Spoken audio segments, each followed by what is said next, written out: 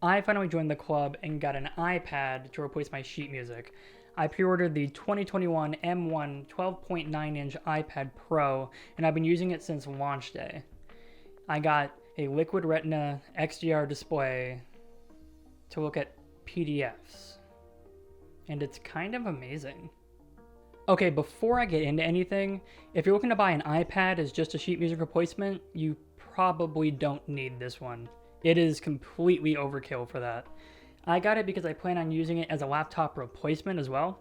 I wanted to be able to take one device and easily go from practicing to responding to emails to taking notes or whatever else I would normally do on a laptop.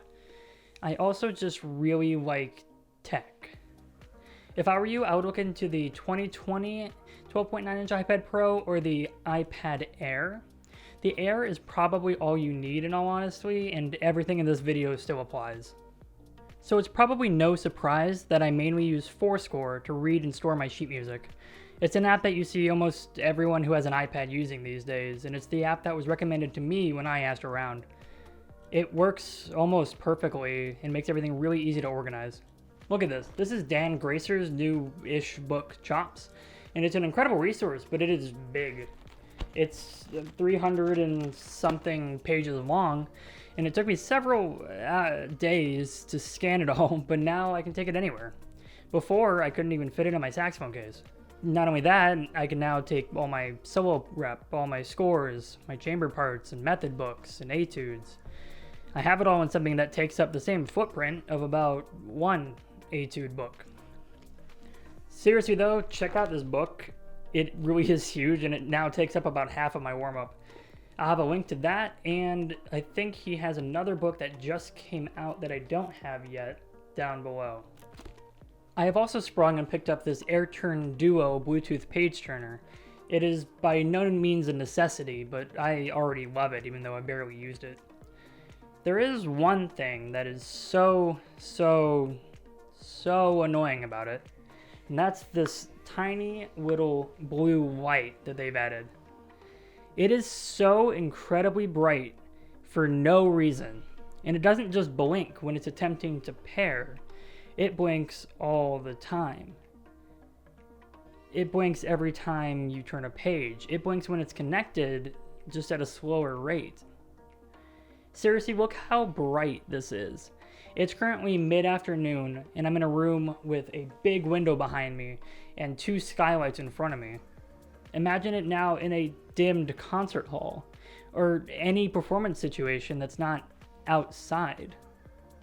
I've had to put a piece of electrical tape over it just to make it usable. The good thing is that you can still see the light, and you can still tell whether or not it's on, if it's paired, or if it's trying to pair with the tape on it. I've also put some extra electrical tape on the bottom just in case it happens to fall off right before a performance. Now, I've been scanning and storing my printed sheet music on my laptop since the beginning of my undergrad, so it was pretty easy to get all my music on my iPad by using forScore's iCloud sync feature.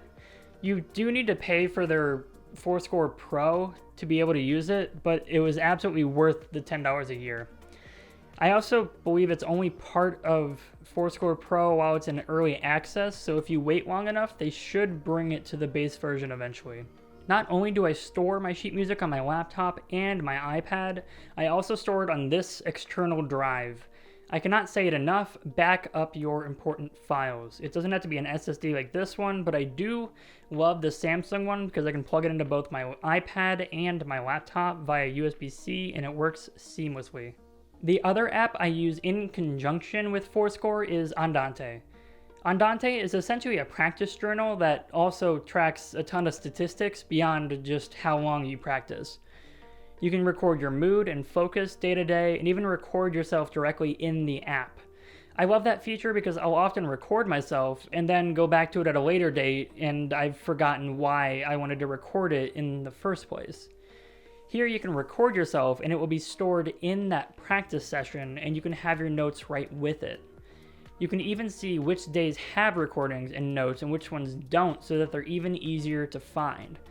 But we're all practicing and recording ourselves every time, right? I just found Andante a couple weeks ago, but I haven't been able to take full advantage of it yet. I sprained my wrist pretty badly, and I still can't play it 100%. I've been doing some mouthpiece and long tone exercises, but I didn't really want to log those in there, so instead I've been doing score study and logging that. I have tried numerous times to use a practice journal, and I would always just forget to use it or forget it entirely. So I'm not sure if this app will stick, but it's a lot more promising than a physical notebook. For those that are interested, it does have a tuner and metronome, but I see myself using tonal energy much more often, simply because I've been using it for years and it has a few more features. I couldn't make this video and not mention the Apple Pencil and Magic Keyboard, but I thought I'd leave them to the end because they're kind of self-explanatory. The Apple Pencil is just the best stylus for the iPad, and you're going to need it if you plan on using your iPad for sheet music. It works flawlessly with forScore, and as much as it pains me to say that you need to spend $100 plus on a stylus, it is worth it in this case.